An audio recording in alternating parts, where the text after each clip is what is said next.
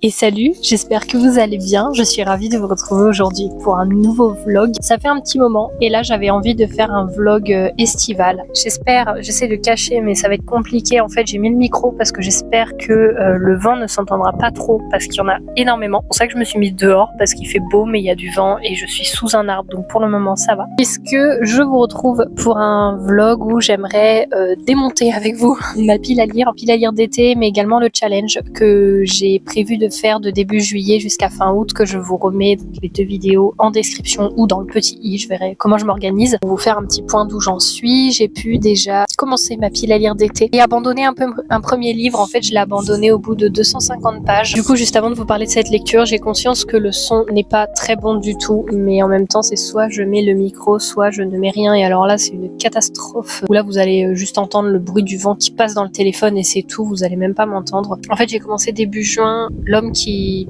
parlait à la nuit, un livre que j'avais trop envie de lire et tout, j'étais trop contente et tout. En fait j'ai passé un mois dessus et j'ai lu 250 pages et donc j'ai abandonné parce que pour moi la thématique arrive que trop tard. J'ai pas du tout réussi avec ce livre. De toute façon je vous en parlerai en avis lecture, etc. dans le bilan de ma pile à lire, enfin bon, je vous en parlerai suffisamment. Donc là j'ai dit laisse tomber, j'ai pas envie de me mettre dans une panne de lecture parce que je pense que j'étais déjà pas trop mal dedans. Donc ce que j'ai fait c'est que j'ai commencé avant-hier plutôt, un autre livre de cette pile à lire et donc je vais vous le montrer. J'ai pu commencer avant-hier, j'ai des petites bêtes qui montent partout sur la table donc si vous me voyez dégager un peu des petites bêtes c'est normal. Donc j'ai pu commencer Né sous une bonne étoile de Aurélie Valogne et j'avance plutôt pas mal parce que je suis à la page 71 et faut savoir que le mois dernier j'ai lu 250 pages en un mois. Donc là en 2 jours j'avance pas trop mal, 70 pages, c'est pas mal. Donc là, le but, il est approximativement 11h40, c'est de lire un petit peu quand même. J'aimerais au minimum atteindre la page 100. Faisable. Aurélie Valogne, 30 pages, c'est faisable. Ces livres se lisent très bien, c'est écrit assez gros et c'est très fluide. J'essaye de cacher le vent un peu. Donc le but là, ça va être d'essayer d'atteindre la page 100. Après, j'irai sûrement manger parce qu'après, j'aurai sûrement faim. En tout cas, j'espère que vous passez un bel été, que vous souffrez pas trop de la chaleur parce que c'est vrai qu'on a quand même des températures assez extrêmes. Aujourd'hui, écoutez, il fait un peu moins chaud. Alors, je vais pas dire qu'il fait pas chaud, hein. Si on a cette température-là tout l'été, moi, ça me va parfaitement. Mais disons que par rapport à ce qu'on a eu les derniers jours, je peux être dehors en étant à l'ombre, j'ai pas trop chaud. Là, je suis bien. En plus, il y a un petit vent. Donc voilà. De toute façon, s'il fait trop chaud, je rentre. Toute la maison est fermée. On a ouvert toute la nuit, donc il fait frais. Mais j'en ai marre un peu d'être enfermée. Donc là, j'en profite qu'il fasse pas trop chaud pour sortir un peu. Je vous ai même pas fait de résumé du bouquin parce qu'en fait j'en sais rien. C'est-à-dire que je l'ai commencé sans rien savoir, je savais juste que c'était Aurélie Valogne. Donc écoutez, je vous en parlerai un peu plus quand j'en saurai plus, mais pour le moment on y suit Gaston ou Gustave. On y suit donc Gustave qui fait son entrée en primaire et qui est donc le deuxième de la fratrie avec sa sœur en fait, ils sont 2. Gustave a beaucoup de difficultés pour se concentrer, il va chercher un truc, en fait une fois qu'il arrive il prend un autre truc, pour faire ses lacets il peut mettre 3 heures, enfin c'est un petit garçon qui est plus lent que les autres, c'est un petit garçon qui a plus de difficultés, mais écoutez, pour le moment c'est super agréable à lire, c'est tout doux franchement de suivre la vision d'un petit garçon qui peine à l'école et alors c'est tout doux, qui souffre un peu de tout ça, parce que ses profs lui disent, son prof lui dit que c'est un feignant, qu'il est lent, que ça va pas être possible, que le passage en CE1 va pas pouvoir être fait, etc. Mais disons que du point de vue de ce petit enfant, on est attendri en fait. Et du coup, pour le moment, j'en sais pas trop plus. Mais voilà, avec un père qui est quand même assez aigri, que j'aime pas trop, qui est pas très sympa avec son fils, parce qu'en fait, il a juste pas un fils qui est... il a pas un fils qui est fort et bagarreur, il a un fils qui préfère lire et regarder ses petits magazines. Et voilà un peu pour le début du livre et je vais continuer dès maintenant. C'est fait bizarre ce que je fais avec ma main, mais je vous jure c'est pour cacher le vent. Sinon vous entendez rien du tout.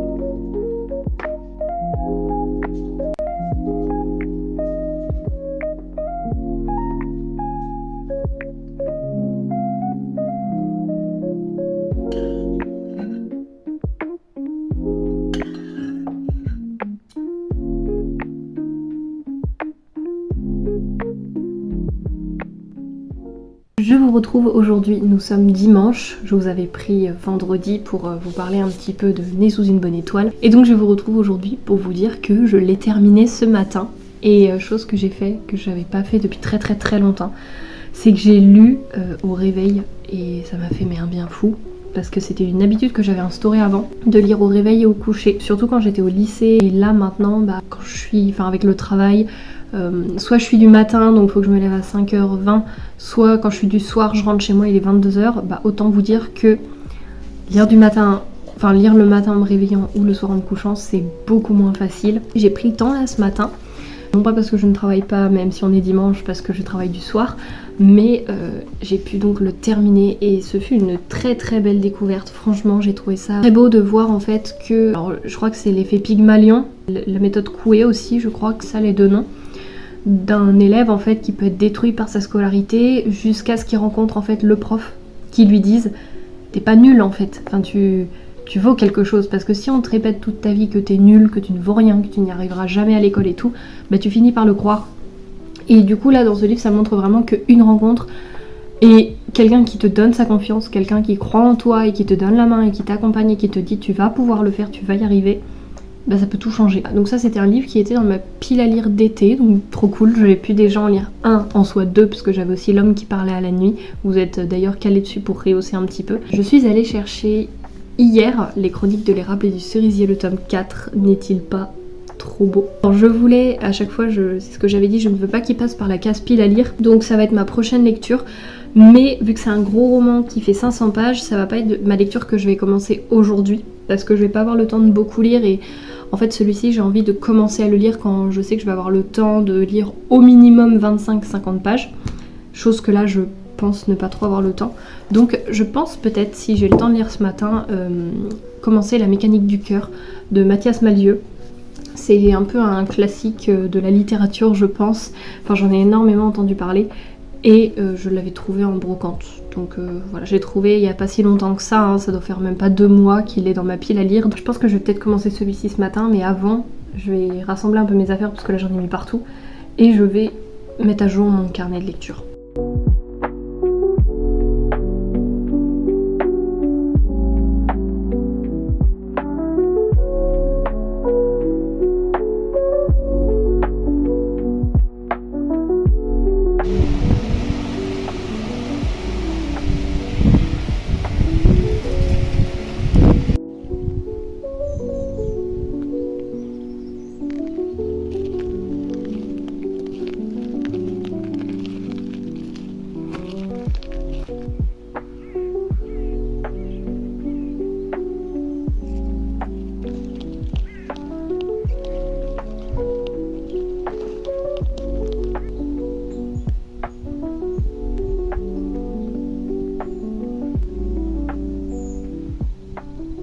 Je vous cale avec le trépied, je vous retrouve juste après. J'ai plusieurs petits trucs à vous dire, très rapides, mais j'ai quelques petits trucs déjà à vous dire.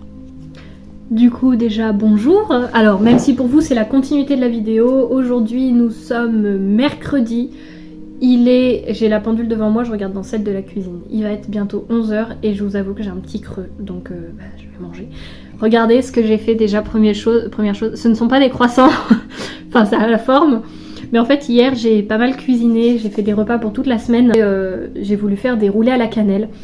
En fait j'avais plus assez de cannelle donc j'ai terminé ce que j'avais, le reste de la pâte je l'ai mise au congèle et du coup en fait au moment de les rouler, une fois qu'ils étaient tous sur la plaque du four, je me suis dit mais attends, mais comment t'as roulé ça? Et c'est qu'après où j'ai tilté que c'était pas roulé comme des roulés à la cannelle mais roulé comme des croissants. Et après j'ai dit écoute c'est pas grave, ça fait des petits croissants à la cannelle, mais regardez-moi ça, ils sont trop beaux. Voilà, et ils sont super bons. Normalement je fais ça en automne, mais écoutez il y a quelques jours il a plu, il a fait gris, alors j'avais envie de rouler à la cannelle donc j'ai fait ça hier et j'accompagne ça d'un petit thé en sachet qu'il me restait, il me reste encore des thés en sachet. Je vous parle pas trop de choses hors des livres ou du crochet, mais en ce moment j'en fais moins. Mais c'est vrai que au niveau du thé, je n'achète plus de thé en sachet dans les grandes surfaces. J'achète vraiment du thé en vrac, enfin ce que j'appelle du vrai thé. Et j'ai également des coffrets qui sont j'ai perdu le nom. Je vous le remets là, où j'avais commandé des coffrets. À chaque fois, les coffrets sont exceptionnels. Vraiment, là, je n'en commande pas. Je n'en commande pas tout simplement parce que j'en ai 3 qui ne sont pas finis. J'ai encore plein de thé. Et puis j'en ai plein les placards. Vraiment, c'est une horreur tout ce que j'ai. Et puis mon père parfois m'en achète, on m'en offre. Donc le thé, je n'en achète plus. Mais voilà, il me restait encore quelques sachets parfois quand on va dans des hôtels ou des choses comme ça. Je vous avoue que même s'il y a du thé en sachet, je l'emmène à la maison parce que souvent les thés en sachet comme ça, je les emmène quand je vais au boulot parce que c'est toujours plus pratique que d'emmener le gros sachet là, de thé en vrac, enfin avec l'infuseur, c'est pas possible. Donc j'emmène des petits thés en sachet. Donc voilà, j'ai toujours des petits thés en sachet qui me dépannent, mais je vous retrouvais pas pour vous parler de thé. Je vous retrouvais pour vous dire que là je vais écrire mon avis sur Né sous la bonne étoile, et j'ai bien avancé dans la mécanique du cœur, j'en suis à la page 96. J'ai pas avancé hier, mais généralement je me fais des sessions où je lis 50 pages par 50 pages.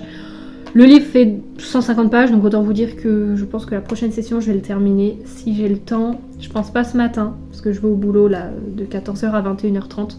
Enfin, je verrai bien. C'est très sympa, j'aime beaucoup parce qu'en fait, il y a des éléments assez crus. Pas crus dans le sens gore ou dégueu ou crade, mais vraiment crus dans le sens où on a vraiment des paroles comme d'un enfant innocent qui n'a pas encore eu toutes les normes ou les choses de la société qui ont rajouté ce filtre.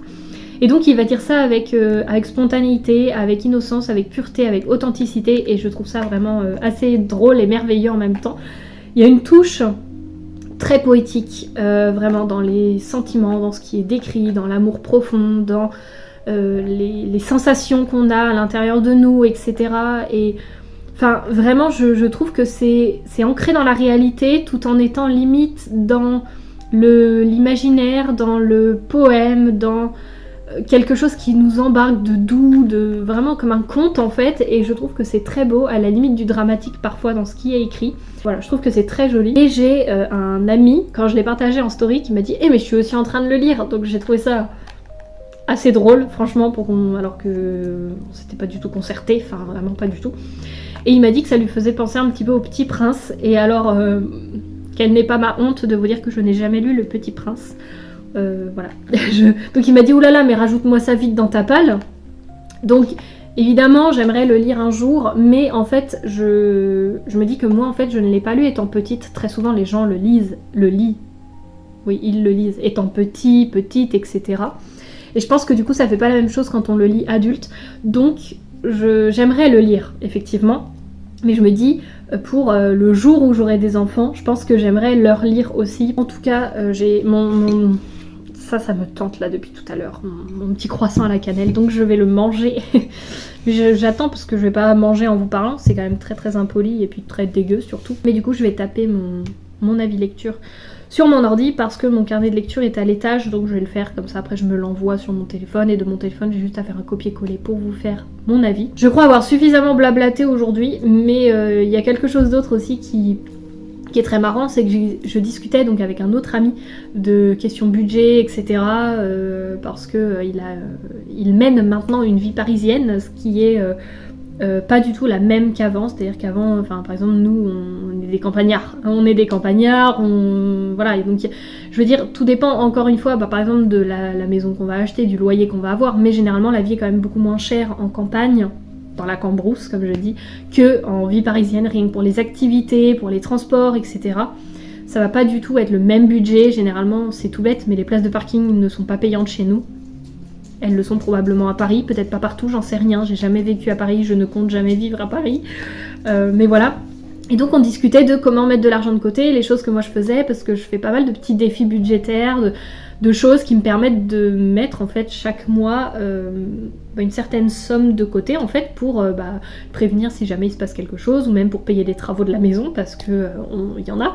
Donc on discutait de tout ça et je me dis mais en fait moi ça m'éclate de trouver de parler de budget, de trouver des petits challenges, de comment est-ce qu'on peut faire pour mettre de côté. Enfin vraiment moi c'est un truc qui m'a toujours intéressée.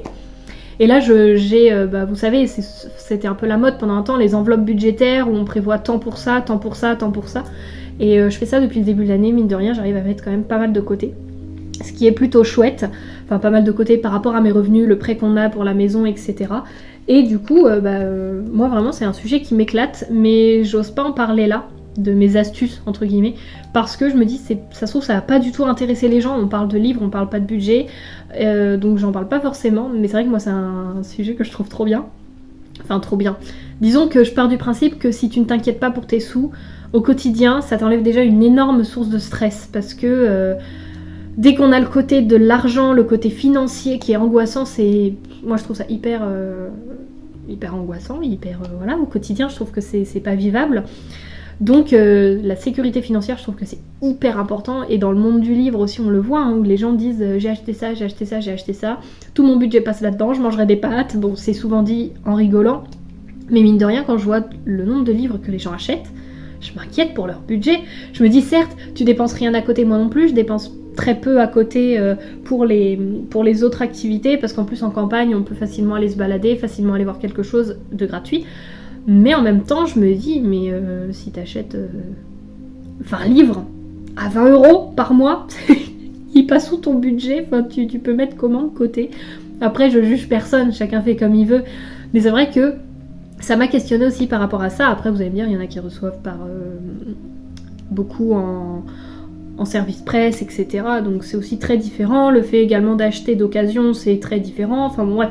Je ne juge personne, chacun fait comme il veut, mais c'est vrai que moi c'est une question qui s'est posée à un moment et qui fait aussi une des raisons pour laquelle j'achète moins de livres neufs. Déjà parce que j'ai plus envie de dépenser autant pour un livre que je peux acheter la même chose, que je peux avoir le même livre mais beaucoup moins cher. Puis parce que les livres neufs ne m'intéressent plus trop, enfin bon bref, je vous ai fait toute une vidéo à ce sujet, je vais pas repartir là-dessus. Mais en tout cas, le thème du budget m'intéresse et je vous en avais partagé quelques petites astuces. Je crois dans mon bilan de l'année ou ma présentation 2025, je sais plus, mais où j'avais mis en place justement pour me motiver à vider ma pile à lire de mes reliques, etc. En gros, plus le livre était vieux, plus j'avais une somme importante. Par exemple, je crois que si le livre datait de 2021, si je lisais un livre de 2021, j'avais une petite cagnotte où dedans je mettais 4 €. Si le livre datait de 2022, je mettais 3 €. Si le livre datait de 2023, je mettais 2 €. De 2024, 1 €. Et si c'est un livre de cette année, soit je mets rien, soit par exemple, si j'ai une pièce de 50 centimes, une pièce d'1 € qui traîne, une pièce, enfin voilà, et je la mets dedans. Et donc en fait, mine de rien, depuis le début de l'année, en faisant ce petit challenge, je vais pas vous dire combien j'ai réussi pour le moment à mettre dans cette boîte, parce que je ne touche pas à ces sous-là, évidemment, parce que c'est aussi pour vous le montrer à la fin de l'année, parce que je vous en avais parlé au début, donc je vais vous montrer un peu le bilan à la fin. Mais je trouve ça fou à quel point on peut économiser parfois des petites sommes qui s'accumulent sans même y penser, parce qu'on se dit ouais c'est juste 1 €, c'est juste 2 €, mais mine de rien c'est pas mal quoi. Donc voilà, je sais pas du tout si ce sujet là vous intéresse, mais en tout cas moi les petits défis budgétaires etc c'est quelque chose que j'aime bien faire. Donc après quand j'en vois certains, ils passent leur vie à faire chaque jour un truc et tout, je me dis non mais là moi faut que ça ce soit... Allez, moi, tout ça là, si ça me prend 15 minutes dans le mois, c'est vraiment grand max, donc ça va, c'est pas non plus trop contraignant. C'est bien, faut s'hydrater, buvez comme le chien. Mais en tout cas, voilà, je m'éparpille un peu ce matin, je vais écrire mon avis et je vais manger mon croissant qui me donne très envie depuis tout à l'heure.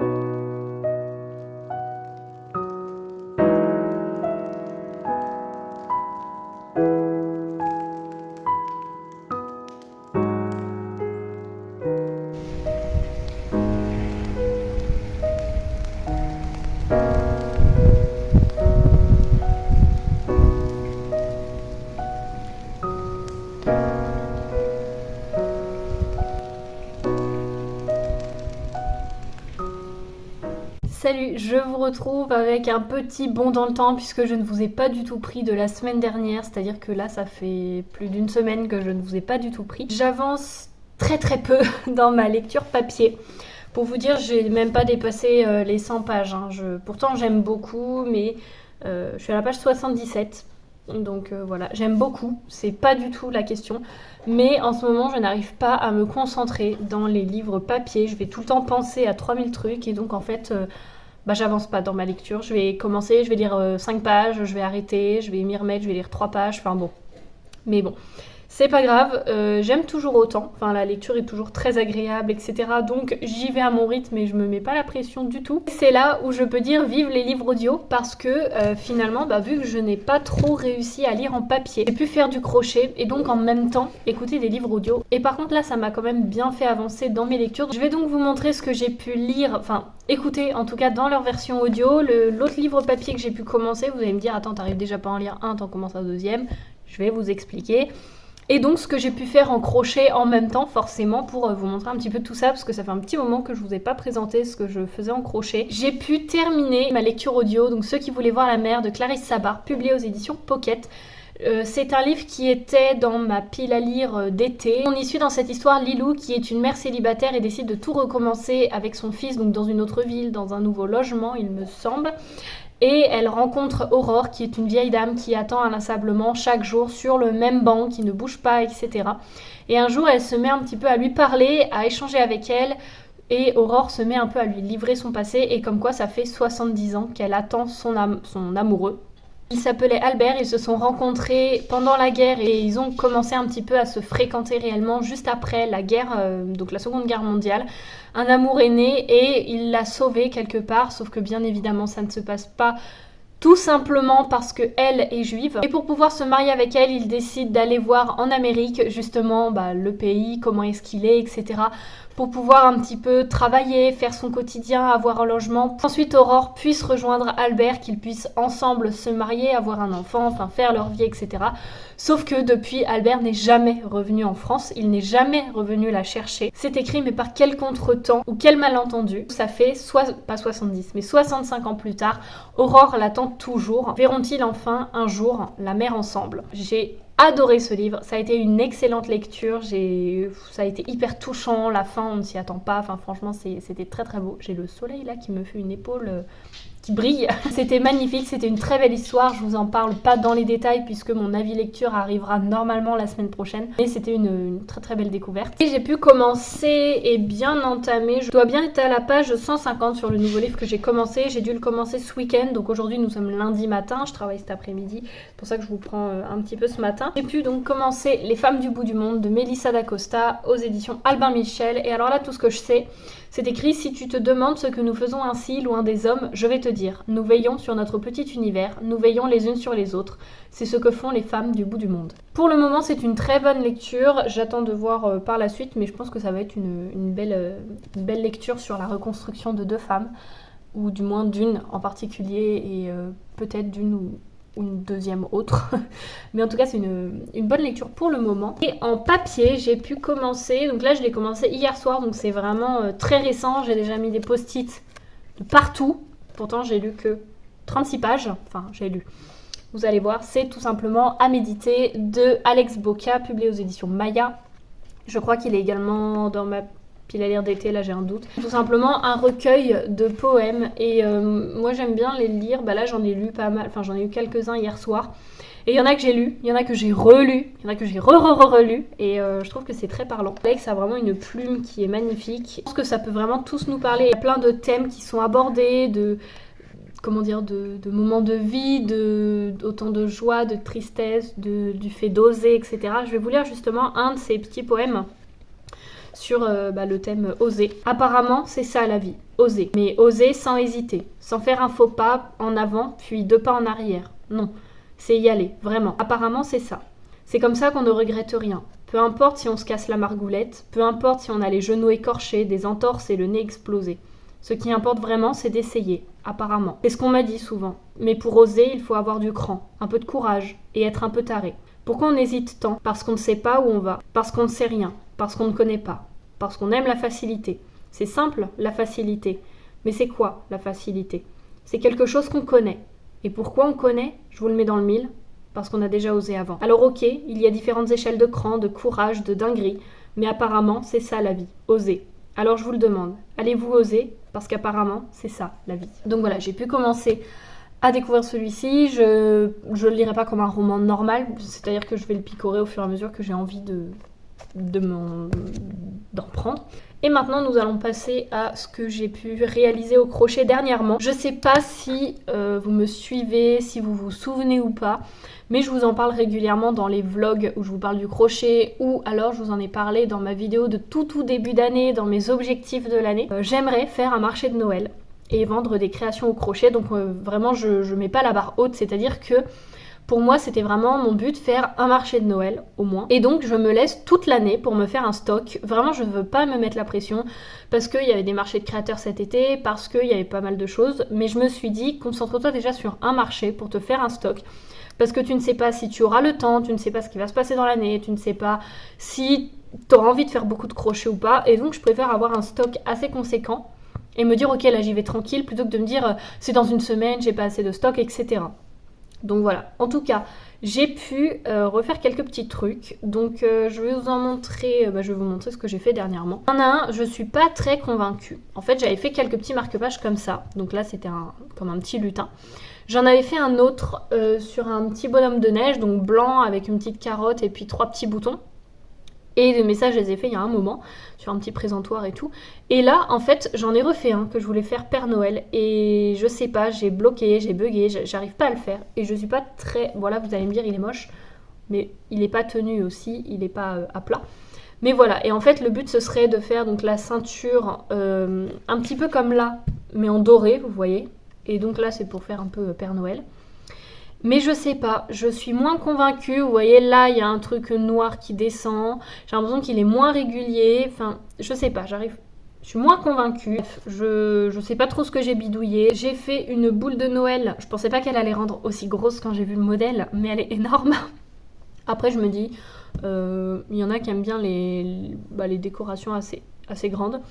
Alors oui, elle n'est pas finie, hein. C'est-à-dire que je vais rajouter des petits, je pense peut-être des petits dessins en fil doré, des petites étoiles en doré, des petits motifs que je vais coudre à même la boule pour le coup, mais disons que la base est faite. J'ai pu faire, donc là c'est pas trop sur le thème de Noël, mais c'est quand même, parce que je veux faire des choses sur le thème de Noël, mais pas que, petite pieuvre. Donc j'en ai fait 2 bleus comme ça, parce qu'au moment où j'ai fait la deuxième, j'avais que du fil bleu sous la main, donc je dis allez, j'en fais une deuxième, j'ai envie d'en faire, donc j'en fais une deuxième.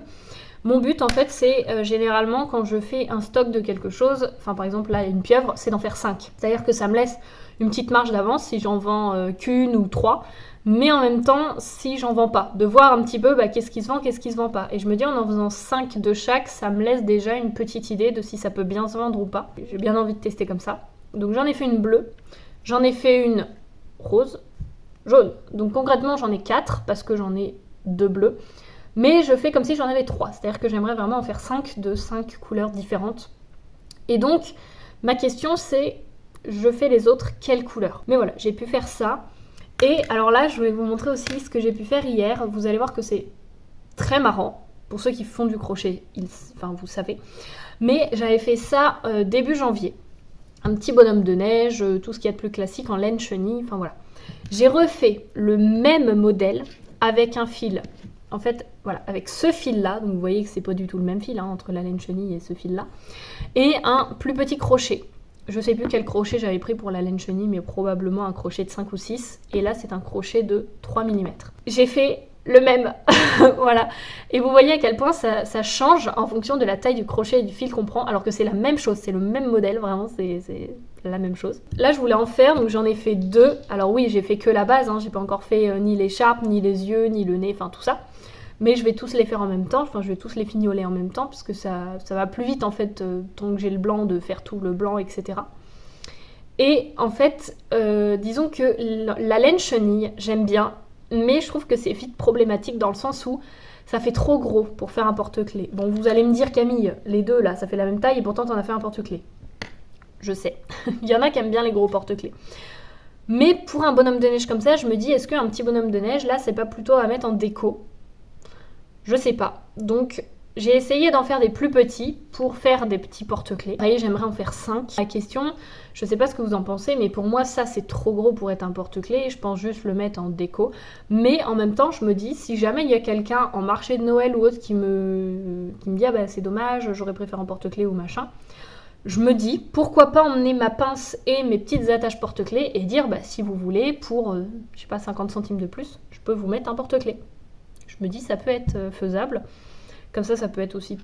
Ça peut moins peut-être gêner les gens à l'achat, et voilà. Et je pense que je vais clôturer ce vlog ici, parce que c'était un vlog pour démonter un petit peu ma pile à lire d'été. Bon, j'en ai lu quelques-uns quand même, hein, vous voyez, j'ai commencé le Mélissa d'Acosta, j'ai lu Ceux qui voulaient voir la mer, j'ai commencé les chroniques de l'érable et du cerisier. Enfin, j'avance plutôt bien dans mes lectures, même si niveau papier, ça rame un peu. Je pense vous reprendre pour un autre vlog, pour peut-être faire... enfin, bien avancer mes projets en crochet, ça me plairait plutôt pas mal, je pense. Je pense que ça va être peut-être la thématique du prochain vlog. Faire un vlog crochet ensemble, et puis en même temps, bah, vous parler de mes lectures, hein, parce que je vais avancer dans mes lectures au fur et à mesure que je crochette. Et comme ça, je pourrais bien avancer dans mes stocks, vous dire au début de la vidéo ce que j'aimerais faire dans cette vidéo et avancer au fur et à mesure avec vous. Là pour cette vidéo vlog, j'espère qu'elle vous aura plu, que vous aurez passé un agréable moment et que le contenu vous aura intéressé. En tout cas, n'hésitez vraiment pas à me faire un retour, ça me fait toujours très plaisir sur ce que vous en avez pensé, même sur les améliorations à faire, etc. Je suis toujours très preneuse. En tout cas, j'espère encore une fois que vous aurez passé un agréable moment. Et sur ce, moi je vous dis à la semaine prochaine pour la nouvelle vidéo. Et d'ici là, je vous souhaite de faire de très belles lectures. Salut!